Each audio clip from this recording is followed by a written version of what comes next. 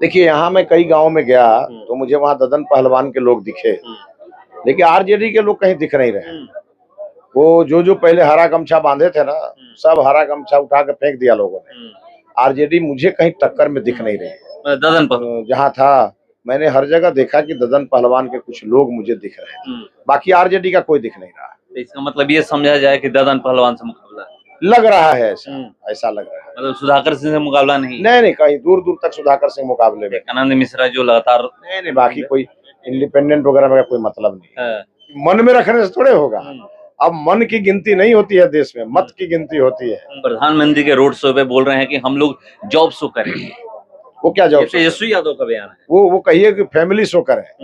ये job show नहीं कर सकते, वो फैमिली शो करेंगे कि लालू जी की 4 बेटियां अभी भी बाकी हैं, जिनका कहीं ना कहीं एडजस्टमेंट होना है, उसका जॉब शो करेंगे, उसको भी कहीं ना कहीं एडजस्ट करेंगे बस।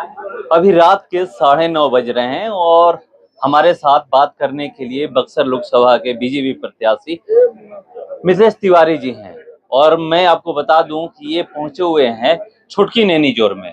क्या ये आखिरी कार्यक्रम है या अभी और कहीं जाना है? इसके बाद 3-4 कार्यक्रम अभी और है।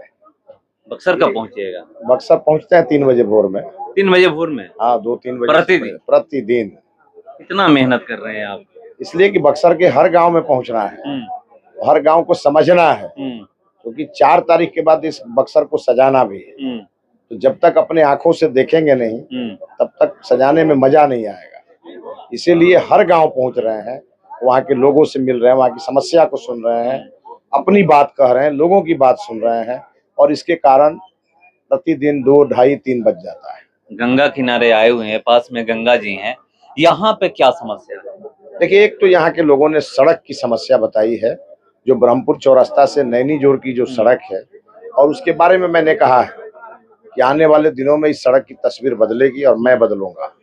और साथ ही में आपको यहाँ जो बांध है, बांध अभी भी पक्का नहीं है, कच्चा बांध है। तो यहाँ से बहुत दिनों से लोगों का डिमांड रहा है उस बांध को पक्कीकरण उसका होना चाहिए और उस बांध का पक्कीकरण उसको कराया जाएगा। उसके लिए पूरा प्रयास करें। आर्सेनिक पानी का जिक्र भी आप यहाँ पर कर रहे थे। सबसे बड़ा मैंने देखा कि जो पानी का टंकी है वो पूरा बाहर से पीला दिख रहा है, तो मुझे लगा कि ये आर्सेनिक वाला पानी है, तभी जाकर के पीला हो गया है टंकी। तो ये बहुत ही खराब है।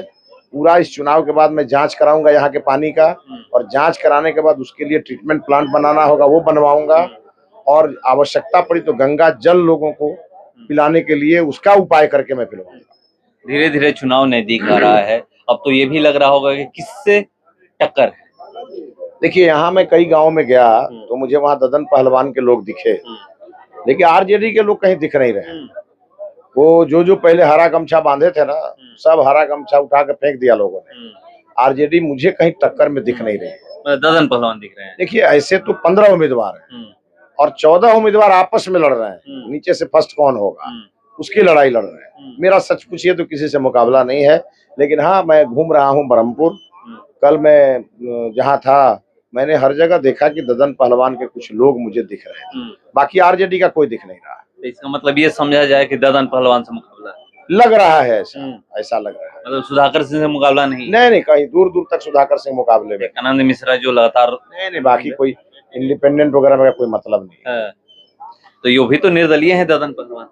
वो यहाँ से मंत्री रहे हैं, यहाँ के जमीन से जुड़े नेता रहे हैं, और उनके कास्ट और क्लास का कुछ वोट है। वो लोग जगह जगह उनका नारा लगा। वो भी उनको जो वोट देने वाले हैं उनके जाति के लोग ही देते। हाँ, उनके जाति के। एक बात आप बोले, यहाँ पर जनता से पूछ रहे थे कि इधर का तो पता है कि बीजेपी के तरफ से दुल्हा कौन है, ये क्यों आप पूछे कि उधर का दुल्हा कौन है, क्या आप लोगों को पता है? नहीं, मैं इसलिए कह रहा हूँ ना कि चूंकि लड़ाई ये पीएम का है, तो पीएम में एक ही कैंडिडेट अभी बाजार में, मार्केट में भी मोदी जी हैं, बाकी कोई टक्कर देने के लिए भी कोई नाम सामने नहीं है। ये तो जनता से पूछना पड़ेगा ना, क्योंकि जनता तो प्रधानमंत्री के लिए चुनाव कर रही है, इसलिए जनता मोदी के साथ है। सामने कोई है भी नहीं, इसलिए कोई चिंता करने की जरूरत नहीं है। और न उस पे जनता सोच रही है कि सामने कौन है। मैदान पूरा खाली है, एक तरफा वोट है, मोदी जी जीत रहे हैं। कांग्रेस के लोग तो राहुल गांधी का जिक्र कर रहे हैं। कहाँ अभी घोषित हुआ? राहुल गांधी को मानने के लिए कौन तैयार है? मन ही मन मान चुके हैं लोग। मन ही मन मानने का मतलब क्या है? मन ही मन तो कांग्रेस के लोग प्रधानमंत्री बन गए हो, मन में रखने से थोड़े होगा। अब मन की गिनती नहीं होती है देश में, मत की गिनती होती है। और मत की गिनती के लिए बाजार में आना पड़ेगा, किसी को तो लाएं। लेकिन अब कई राउंड का चुनाव बीत गया, कोई मैदान में आया नहीं, तो ऐसा लग रहा है कि अंतिम राउंड के पहले भी इनका कोई आदमी मैदान में। चरण का चुनाव बीत गया है, उधर के लोग कह रहे हैं कि हम ही लीड कर रहे हैं, क्या आप लोग लीड कर रहे हैं? उधर के लोग हमेशा कहते रहते हैं और जब रिजल्ट आता है तो चारों खाने चित्त हो जाते हैं। और आप देखिए अब 19 के चुनाव में एक भी सीट राजद नहीं जीता, और इस बार भी एक भी सीट राजद नहीं जीती। प्रधानमंत्री के रोड शो पे बोल रहे हैं कि हम लोग जॉब शो करेंगे। वो क्या जॉब? तेजस्वी यादव का बयान है। वो कहिए कि फैमिली शो करें, ये जॉब शो नहीं कर सकते, वो फैमिली शो करेंगे कि लालू जी की 4 बेटियां अभी भी बाकी हैं जिनका कहीं ना कहीं एडजस्टमेंट होना है, उसका जॉब शो करेंगे, उसको भी कहीं ना कहीं एडजस्ट करेंगे। बस इसी काम में वो लोग लगे हैं।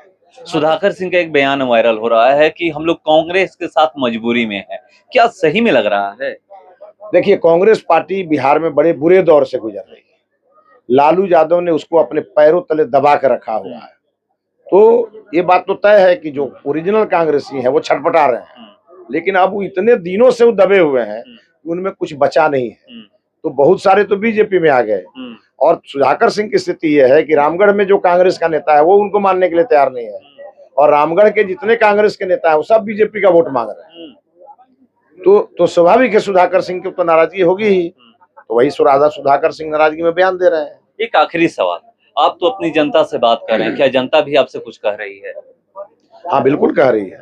जनता अपनी समस्याओं को गिना रही है, और मैं बोल रहा हूँ कि 1 जून तक मैं आपके बीच मोदी जी के और अपने लिए आपसे आशीर्वाद के समर्थन के लिए घूम रहा हूँ।